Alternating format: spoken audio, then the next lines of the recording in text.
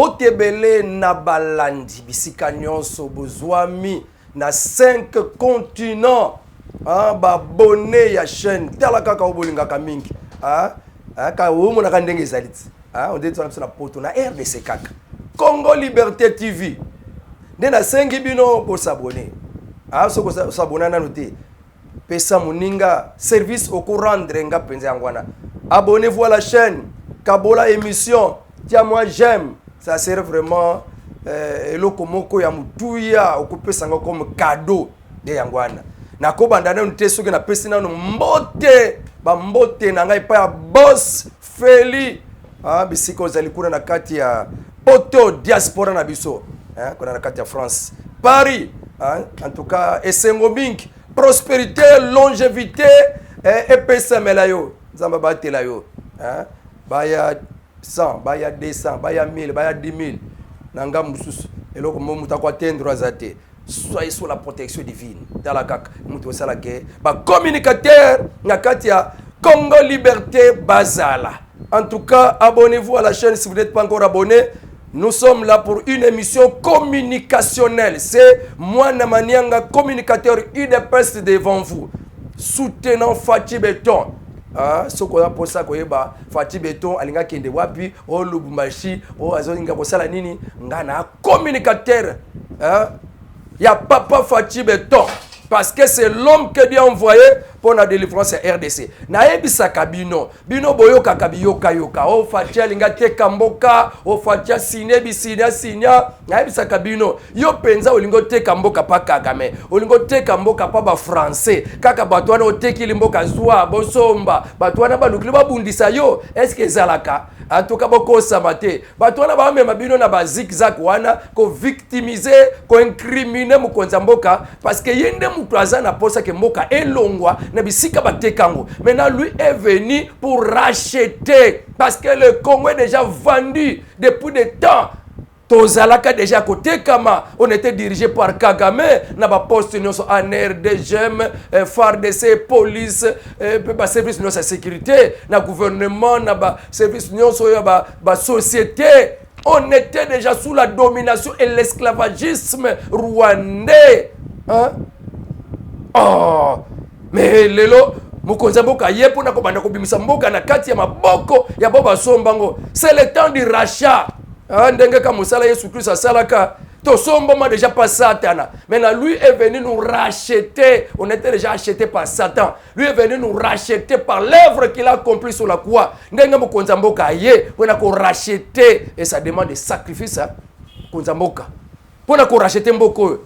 Ça demande des sacrifices et des sacrifices. Yangwana toke na mabondeli makasi. Alors to obandela la communication liboso. Na orange. Na range bisika nyonso bozali boyoka ba communication makambo le kanakata mboka. Na ko beta penza ba analyse te na pesa ba info ya makambo le kanakata mboka. Katumbi apesi réponse et pas ya Kabuya parce que papa Kabuya komona ke banda ka mukonza mboka kote na bokonzi. Fayulu alobi mbala moko ba tribaliste do bato yo baluba baye ko bebisa mboka. Ba banda ko boma baluba banda na kati ya Grand Bandundu pe na bisika nyonso. Pona bango malamu osepela na nyoka mais oboma muluba toye komona ba munongo na kati ya Katanga bakosala publiquement ba message de haine, ba discours de haine pe baluba bakomaki mal vu partout. Mais qu'est-ce que les baluba ont fait? On a vu un certain temps bakongo ba la pouvoir, tous le pouvoir, ba beta bisoté, ba lukela biso ba problème té, les bangala sont venus et ça là qui tout était normal, ba soyez ba régner, Tamoulaï, tout était bien. Mais pourquoi n'a tampé bango pe faut régner, faut pas taper la bokonzi. Et comme problème, en tout cas moi je prends défense Moi je prends défense. Alors papa Kabuya moni que non, makambo peut-être bazo comme là, papa Mokonzi akufa lelo le musika na mona ngote.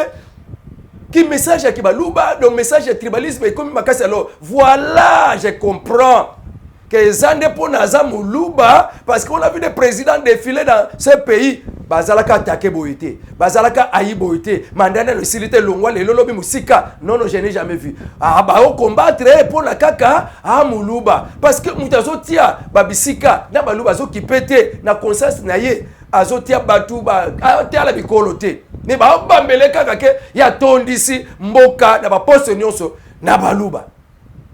kobamba ye kaka makamba tribalisme wana nde kosimba te kosungana d'abord eza na faculté baluba bango moko babotama bongo kombo ya baluba ça signifie l'unité. Quand quelqu'un a un problème, les autres viennent en secours.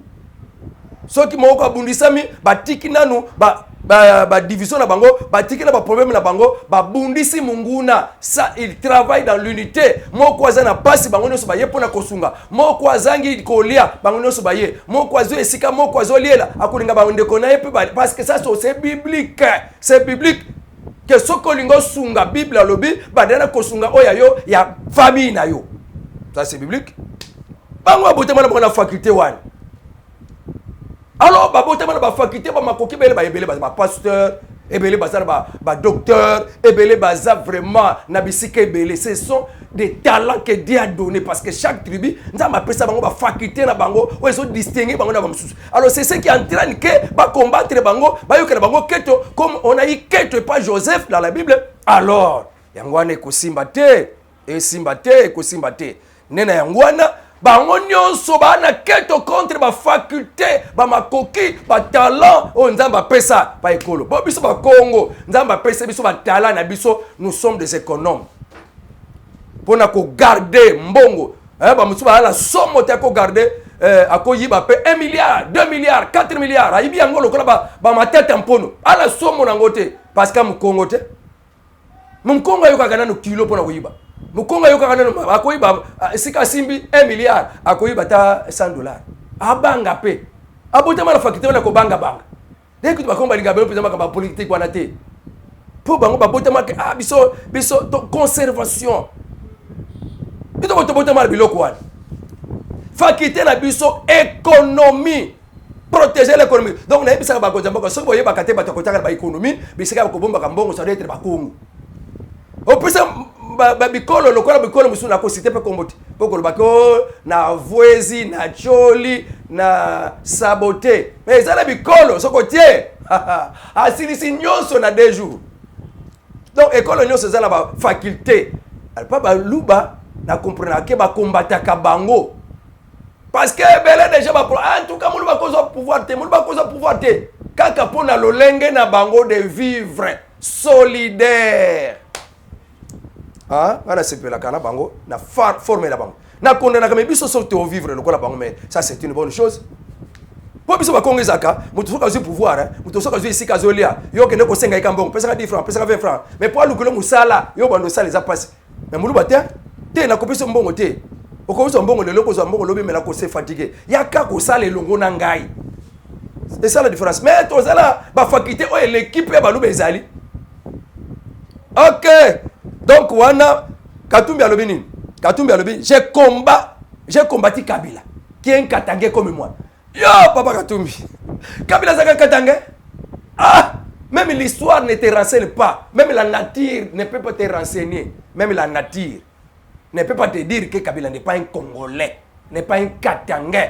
Ah, papa yo, akufa na poison. Papa wana ce qui a fait quoi, ce qui papa nini. Ndi atikala koloba que c'est nous qui avons donné le nom de Joseph Kabila comme on dit politika nambe kazembere biso ndeto pese kombo wana ya Joseph Kabila on a fait de lui un Katangé mais si papa quand tu vas j'ai combattu Kabila il y a un Katangé comme moi yo zaka Katangé bon to le la phrase olobi OK un Katangé comme moi je combat les anti-valeurs papa Katumbi yo no combattre anti-valeurs Namboko RDC. Hein? Au somba mabele chez Camille na minéré. En rien. Donc na ofele. Les loges chez Camille on y okama. Vous avez des terres que vous avez exploitées ya chez Camille. Au so nzela biso o bado yela ba minéré banda kuna nzela mai ena kisasa totiela onatra ekena matadi. Mbongo na ezokota na onatra. Yo kati nzela wana tango koma ka gouverneur na Lubumbashi o fongoli nzela ekenda ka Zambiti eleki na Afrique du Sud. Poko tondisa ba mabenga na mbongo na bamboka wana au détriment ya OCTP na biso lelo zongi nango onatra. O kangi nzela e bando yela ba minéré ba makoni ba nzete po on a très biso za mbongo te OK salisa nzela ekenda kati Zambie ba Zimbabwe Afrique du Sud po na bangonde ba on a très na bango to na mbongo au détriment ya biso mbongo ya mboka tongisi stade na yo ya Mazembe o lelo comme stade privé na mbongo ya mboka oh anti-valeur ozala ba comptoir ya minere na Rwanda et lelo Rwanda zo bundisa biso yo ozala ba comptoir ya minere na Rwanda nde zo bundisa ba anti-valeur pe alobi Katumbi alobi ke atakutu opposition bakenda baona ordre dispersé mais opposant moko akobima kaka président na 2024 lokuta omibomi penza bien so bokela ordre dispersé kande bozabo na ebiso omibomi wana ba raisonnement wana eza penza ba raisonnement tina te OK tolekila po wana tokota na makamba mboso nkodi akolandesa mabizaleli ya safu muzombo safu peut-être un Rwandais parce que physionomie kaka ya Daniel Safu ne reflète pas physionomie ya Mukongo tala kandenga nazali tala suko ya Safu tala zolo ya Safu okomona akoza la mtakoloni bamibamba ebele Mukongo Muluba Mungala bamibamba ndenge ba ekole fongome na Rwanda ezo ikulisa bato Kikongo bato ekole Lingala ala akoya boyonga naza matufueni nzoka un vrai Rwandais biloka boyezali siko Daniel Safu un député déshonorable Daniel Safu Nigazawani un député alors Mbosso alobi que non veut pas de députés en cavale député moko azui motion accidentelle motion pona koyebisa mabe Safu azosala tour moko Safu afinga batubi mafinga moko ezake ya banzoto ba mama un député mais afingi batu mafinga ya mabe ba mama basilika to bengi say awa asenga excuse tangu kaka na ndeko na biso Singi Pululu amema proposition de loi na ya DPR na parlement akana oya kokotsa ngo en tout cas akokufa amenasa ba député o balingi bakende kokotsa loi proposition de loi na bango mutazo ko sala proposition de loi akotsa yozo kanela ye liwa des infractions après marche le 20 mai baleki encenglé na chaîne de télévision pour na ko kanela kokotela baluba or déjà na kati ya Katanga il y a déjà massacre à baluba un député alors député là dit que non faut commission et salama pour na kolandela papa oyo parce que bizali wana récidiviste ezoko luba ezoko sala vraiment que ce n'est pas un député a coupé sa valeur azo dévaloriser hémicycle commission salama tolukisa Safu bona bitumbu eya en tout cas ba kolukisa Safu commission ko salama pona koluka Safu soka monani te mesure ko zala pona na kati ya hémicycle amona soute en tout cas bakalate soki Safu amonani te na kati ya hémicycle hop wenda kwako hop wenda kwako papa Safu kusidi diaka député ko la famille n'aura plus le salaire la famille sera sacrifiée pour une inconduite bizaleli ya mabe récidiviste il y a Safu déshonorable qui devait être un honorable ba député aboy ba kosala soni na kati ya hémicycle papa Mbosso abeti liboko na mesa jamais de député en cavale en RDC jamais il faut hémicycle batu bakumisa yango ezwa valeur merci papa Mbosso tozela dans quelques jours loi des pères et des mères et kota ko bange lokote ko bange européenne te papa Mbosso to ala posa makamba ba mbororo e matisu makasi kote ba popo kabaka oza mutu a grand bandulu papa Mbosso vous êtes nombreux boyebisi bango ba kena dialogue mais batu wana bazana ba minduki ba désarmer bango namute batu wana bazo sala ka ba massacre il faut vraiment réconciliation ya makasi ba obaza ba victime ba lekana ba télévision publiquement ba senga bolimbisi bongo ba kena na kata dialogue ba désarmer bango. OK, wana eza pona makambo ya papa Mbosso, loi des pères et des mères, nde na 5 continents ba congolais bazo senga. Bande ko na biso bazana bisika nyonso ba mboka wana, balobi kia kiangani. Mboka na yo kaka. Mboka bapa ya kaka. Hein? kuna bazana bango bien mais di mo bazali exposer ka mboka bapaya lobi bakotomboka babengane bakongole nyonso mboka na biso za kimia te bakosuka wapi hein?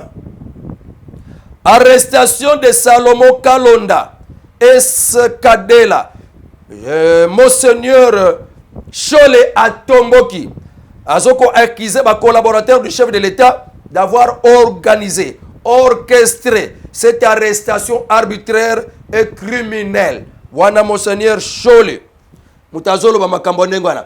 Monseigneur Chole asili ko critiquer ba collaborateur ya chef de l'État bangone basili ko kanga ko kangisa papa oyo Salomo Kalonda na kati ya boloko demia paza kuna nde bazo juger pona Chole azo bate ne loko nini bakangili papa oyo ke aza na mbeba ye azotala kaka ke na niveau ya Kalonda na niveau ya Salomo bakoki ko kangela ye bakoki ko traiter ndengwana te. J'ai dit à papa Chole alobi ke il faut papa mokonzi ayeba na kopesa toli agangela ba collaborateur na ye na secret soki agangeli bango te en tout cas na komona ye kaza dépassé. Ah, papa mokonzi aza dépassé hein.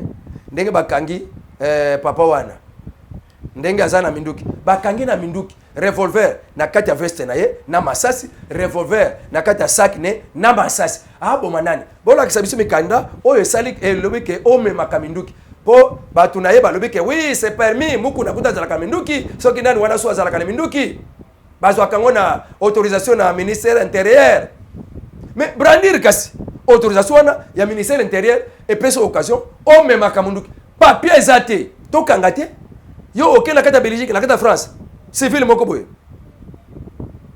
ozana munduki bakangi yo bakanga te po nga Chole mutena lobby keza arrestation arbitraire brutale po naza mutu akatumbi po naza conseiller katumbi ah mutu na niveau na ye bako kangele bongo te azana na niveau ni nazali ye ndazana ni azana niveau ni ndeka kengela katumbi un Zambien un juif un italien ndeka kengela kaye femme makaminduki non autorisé. En tout cas papa Chole na kama kabino mayele na bino boye kola sobotia kango ape. Vous faites la honte ya kinganga nzambe, vous faites la honte ya ki passer et vous êtes en contradiction bandimi na bino ebele.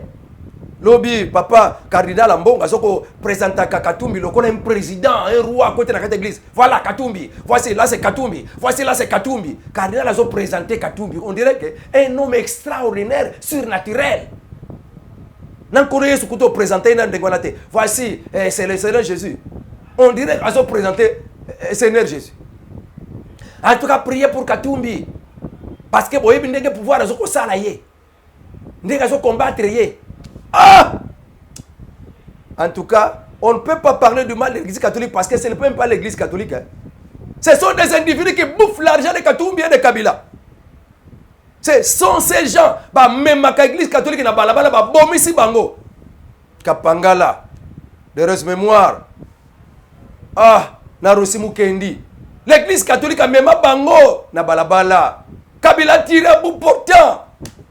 Lelo, l'église, la Senko, Chole, na Cardinal Mbongo sont devenus des amis de Katumbi, des amis de Kabila. Ces gens qui ont amené la mort. Yaba katolika na ko intoxiquer binote bande kwa catholique mais bo sosolaka qui sont ces gens ba me makabino la catholique ba me makabino na ba marche bobo kende ko kufaka lobika bango ba me makabino na ba marche le lo bato ba boma bino bango na bakambi wana bakoma ba amina bango bazwa kambongo na bango le lo susu c'est alobi akota na kati ya terrain akota bino na kati ya terrain. Merci beaucoup parce que ba catholique ba kende kité na marche. Merci beaucoup, vous êtes très intelligent. Bande kwa catholique. Merci Nzamba Pambola bino. Alors papa Chole a condamné ndenge ba collaborateur chef de l'État ba otambola na vision chef de l'État te bango bakangi pona basaka ba collaborateur chef de l'État.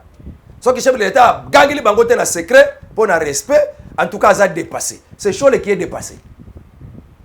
Parce que aujourd'hui basuma kamozolo baté. Quelqu'un qu'on l'a attrapé avec les armes, bati kaye. Alors entre les présidents de la République na yo na mutaza dépassé. En tout cas, il faut pas comprendre qui est dépassé entre les deux.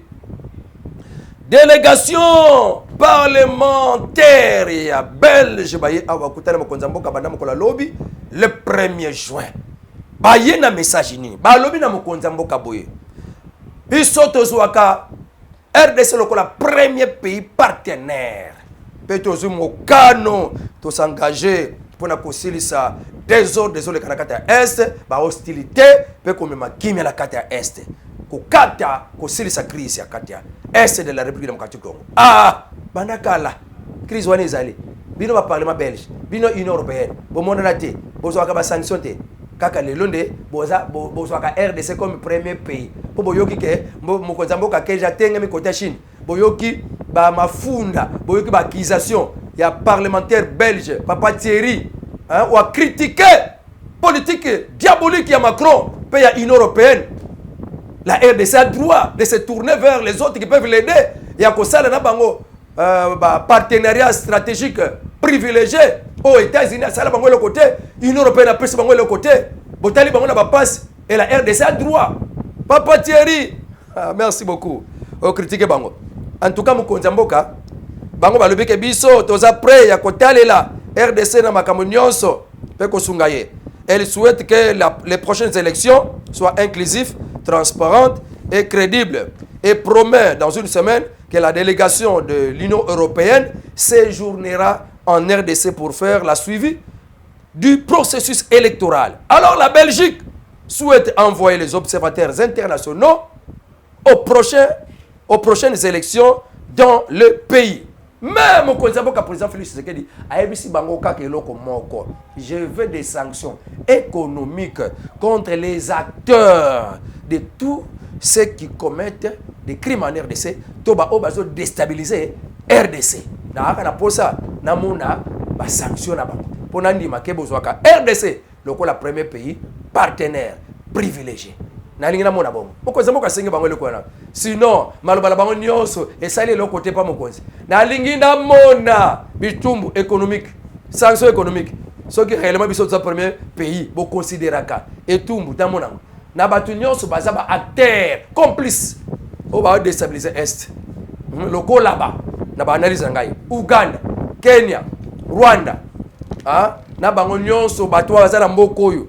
Mabibenga ba Congolais. Mais leurs âmes sont des Rwandais, leurs âmes sont des Tanzaniens, leurs âmes sont des Ougandais. Mais, Nabanzoto Boymabi Bengi ba Congolais. Le Kola Mwanga Juju, il se dit Congolais, mais son âme est Rwandais. Est-ce que c'est le cas? Alors, Tezo Kende, MLC, Kola Nisama, oh, bah, réseaux sociaux. Kebunde kwa sa soute sengila démissionné. MLC, Nanzela ya secrétaire chargé ya makambo ya média et communication Raphaël Kibuka. En tout cas pour na barime réseau les cas rumeur sur la menace de la démission du VPM Bemba, ministre de Défense. Le MLC met en garde toute personne qui véhicule des discours ou messages infractionnels sur les réseaux sociaux contre son leader. Le MLC va en guerre contre toute campagne de diabolisation orchestrée dans les réseaux sociaux contre son leader, le ministre de Défense, Jean-Pierre Bemba. Le secrétaire national chargé des médias et de communication, M. Raphaël Kibuka, déclare indigné de la multiplication des propos diffamatoires contre Jean-Pierre Bemba sur les réseaux sociaux. Na landaki communicateur moko azala kapé na kati ya cabinet, asala kapé na kati ya cabinet ya ministre moko boy près du président de la République. Azolo bela makambo ya Jean-Pierre Bemba. On a lingi na yebisa bino makambo moko très important. Ya secret, mais na olo bela ngona ba code. Na landi penza bien. Pour maman moko abenga kingake. Yo mwana mani yango zolo baka président na Jean-Pierre Bemba bazana eloko te. Bazana na problème te. Mais yo kanyo papa yo makambo zolo ba. Na betindi langa atindi nga image na. Makambo zolo ba. Oh non, il y a un problème. Parce que Jean-Pierre Bemba a bengi saki a betaki téléphone na batu moko boye. Na bato sécurité moko boye. A bengi saki renfort moko boye. O mukonza moko ayeba kite. Na landi yango na bital la batu ba obebi sa makambo. Oh ba mobondo bakangi bango na kankokolo mais ya sengi bango a gérer bango. Na tina nini? Mutuana zo révéler biloko à communicateur na chaîne moko songolo puis à ça les réseaux sociaux. Mais il faut pas embrouiller les gens parce que maman la bangi yo zo ba ke problème exacté. Mais tala makambo papa zo loba. Alors yo alokoti yango na kati ya balabala. Mais olokoti yango na balabala. Pe we ko lobango yo ka mutu a emerisa lobi keba soki ba yoki mutu azo ko intoxiqué bat. Oh, il y a un problème entre Jean-Pierre Bemba, le président de la République, Oko Kangama. Je sais que, dans l'émission passée, il n'y a pas de problème. Les gens veulent mettre un problème. Toi, tu es président et ministre de la Défense. Alinga Kabuso Bati. Azanano, Aibi Makamba Bitumba. Alors, Bazo Linga ba longolaye, pembe na mukonza mboka, pour na mboka resirte. Attention! Tangu kaka ekoti oh d'ailleurs Jean-Pierre Bemba akosepela na poste wana te akomona ngo ridicule boye na niveau na ye akosepela ngote mais Jean-Pierre Bemba aye ko kota na bokonzi ya kokamba ministre de défense abo yango te mais ebandaki na luba makambo bele oh d'ailleurs kutu ah mais c'est quoi ça le bato bazo créer ka ba problème oh chaîne moko ya poto et lobe qu'il y a un conflit Jean-Pierre Bemba lobe qu'il a quelque part na mutu moko boye que ba collaborateur ya chef de l'état bazana compétence bazana matérialisme oh donc baza penza capable té bazo meka bazo bunda bazo travailler na aveuglement à l'aveuglette donc c'est de l'immatourisme et créer souvent ba polémique Congo kaka bon balingi ba kabola. Donc to lingi te to yo kaka ba zoba ba makambo no soki bozana ba makambo réellement interne o bobino bozo yinela ye Jean-Pierre Bemba. Mais n'en créez pas un problème avec le chef de l'État. Ça c'est vous. Mais papa Jean-Pierre Bemba n'a pas de problème et Dieu l'a choisi. Parce que maman était dans bangana si na papa Jean-Pierre Bemba qu'il pouvait être un élément utile au main du chef de l'État. Mais voyez ce qui veut le déranger. Atindinga émission wana ezolo ba biloko wana. En tout cas, il n'y a aucun problème. Bon, Kebisami déjà, na bateau, réseaux sociaux. Personne ne peut venir vous dire il y a un problème. Ce sont des aventures et ce sont des inventions, des situations inventées, fondées de toutes pièces pour mettre du désordre et qu'on corrompre, qu'on bébissa relation. Mais qu'on simbate. Nzamba poni bango, ba sala elongo. Ba mi mamboka na délivrance. OK.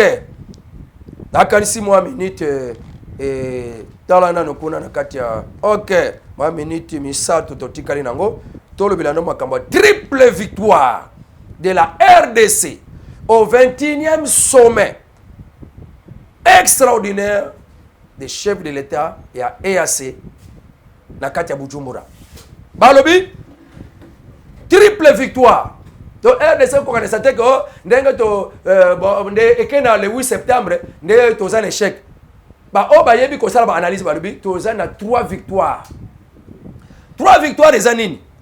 Lokola ba changer place ya ko se rassembler ya ba pré cantonnement eza suna kindu te e ko za na Rumangabo mais ba to ba ko conduire comité ya vérification ce que réellement bazoko kende ya ko tambusa ka bango ba Rwandais ba kota na comité wana te po bango basala ki kaka à tout prix bazala mais papa Mbusa Nyamusi alors jamais pesa la makité comité wana ya vérification ba Rwandais bazate ba soseka ba MONUSCO ba ko zala wana na ba FARDC première victoire ba Rwandais ba côté tena po ba kotika ka ba nani mususu ba M23 mususu ba côté mususu fo ba FARDC bazala MONUSCO peut marquer azane très mais FARDC ko zala wana pona ko yeba ko pesa ka rapport. Deuxième victoire c'est quoi? Ti koko make EAC bandi make force régionale et kobima ezana no victoire ata ba kobima soki na mois ya septembre mais yeba kango ezana no victoire pour ba lo ba que oui nous allons quitter. Oyoka ki ministre ya affaires étrangères à Kenya lobaki. Nous n'allons pas quitter la RDC jusqu'à ce que bayokana ba solo na M23.